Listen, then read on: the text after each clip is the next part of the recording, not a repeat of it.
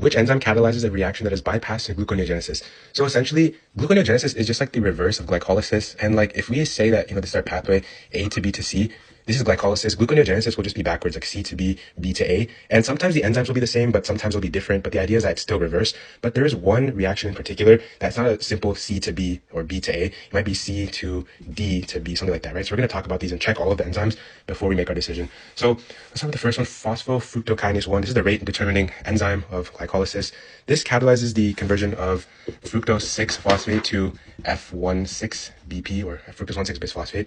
And so we can go from F16BP back to F6P using fructose 1,6-bisphosphatase. So this is not bypass at all, it just continues backwards. Next is glyceraldehyde 3-phosphate dehydrogenase. This converts glyceraldehyde 3-phosphate to 1,3-bisphosphoglycerate. And this one, we actually do use the same enzyme. We're going backwards. So this one is also not correct. Next, hexokinase, the first reaction in glycolysis.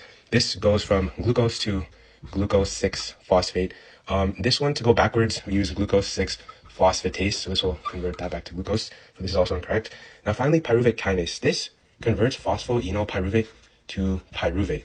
But in gluconeogenesis, we can't just go backwards. We have to go to oxaloacetate and then back here. And pyruvate to oxaloacetate occurs via pyruvate carboxylase.